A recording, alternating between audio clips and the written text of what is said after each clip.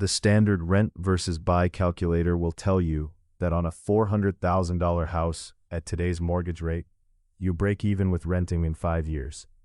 That number is wrong, not by a little.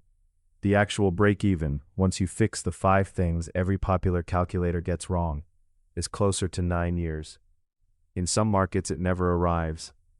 By the end of this video, you'll know exactly which 5 inputs the calculator either ignores or assumes wrong, what the corrected math looks like for an $80,000 down payment, and how to decide which side of this trade you're actually on in 2026. Buying a home is the largest financial decision most people will ever make. And the way most people make it is by typing 4 numbers into a free calculator, looking at a chart that bends in their favor, and feeling certain. The problem is not that the calculators are malicious, they're not. The problem is that they were built when interest rates were 3%, insurance premiums were stable, and property taxes barely moved. The defaults baked into them have not aged well. In 2026, every single one of those assumptions is broken. This is not a video about whether buying a home is a good idea or a bad idea. It is a video about how to read the math correctly. Stay through to the 5th lie. It's the one that costs the most, and it's the one almost no calculator names. Let's get into it. The first lie is the most expensive one, and it hides in plain sight. When you put $80,000 down on a $400,000 house, the calculator treats that money as if it disappears. It enters as a one-time cost, and then the math moves on. That is not how money works. $80,000 invested in a low-cost index fund returning the historical 7% real return becomes $609,000 after 30 years. That is not a projection. That is the historical average of the S&P 500 after inflation over the longest data series we have. The calculator does not subtract that number from your buying outcome. It should. If you compare the buyer to the renter who invests the same $80,000 walks into year 31 with $600,000 in liquid wealth. The buyer walks into year 31 with a paid-off house, which is worth, at the projected 2% annual appreciation, about $724,000. That gap is real, but the calculator does not show it. Every honest rent versus buy comparison has to start by asking, what would the down payment have done if you had not used it? The second lie shows up on the second tab. Open any popular calculator. Find the homeowners insurance field. The default is somewhere around $2,000 a year. That number is then carried, unchanged, across 30 years of projection. In 2026, that assumption is no longer defensible. Homeowners insurance premiums are up 48% in 5 years nationwide. In Miami, the average premium is now $4,600. In parts of California, insurers have stopped writing new policies entirely. If you assume a conservative 6% annual growth in your insurance premium, well below what most owners have actually experienced since 2020, your year 30 premium is not $2,000. It is over $11,000. Compounded across the holding period, your insurance line item alone is more than $150,000 greater than what the calculator showed you. That alone shifts the break-even point by more than a year, and insurance is the smallest of the 3 escalating costs we'll cover. The third lie is the one that costs young buyers the most. The standard pitch is that, unlike rent, your mortgage payment builds equity. That sentence is technically true and practically misleading.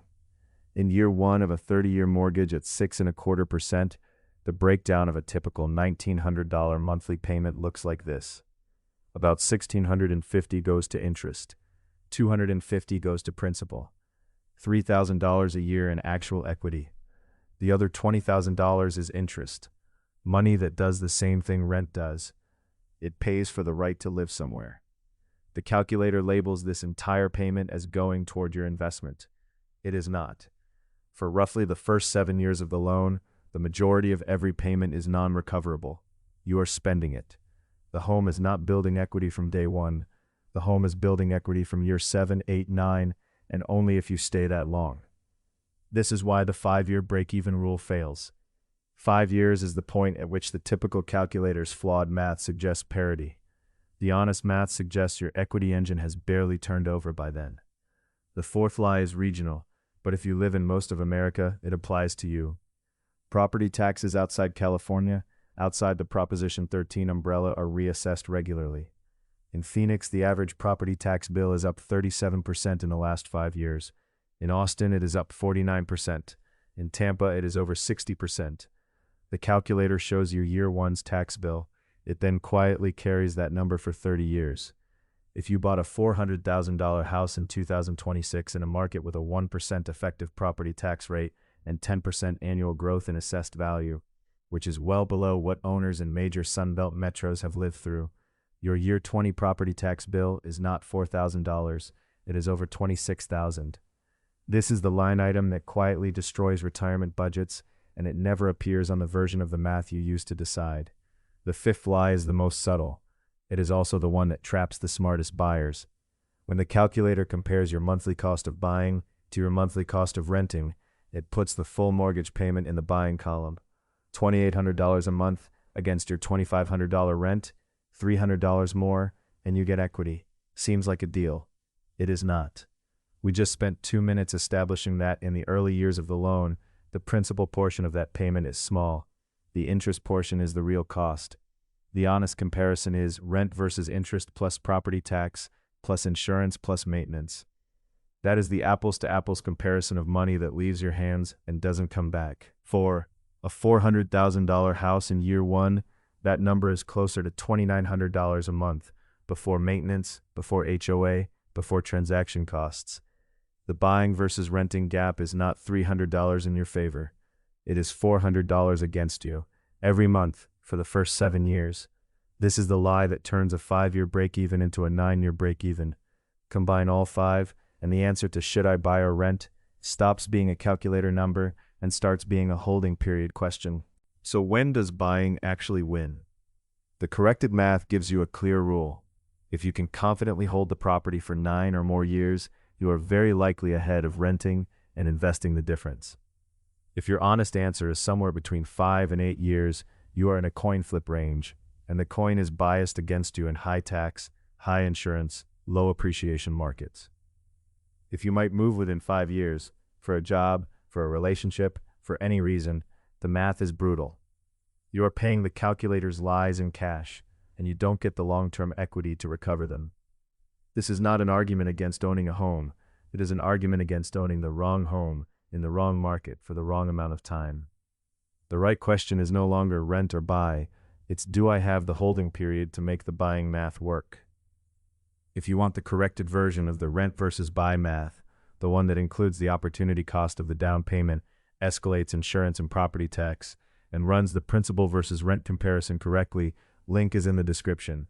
It's free, no email required.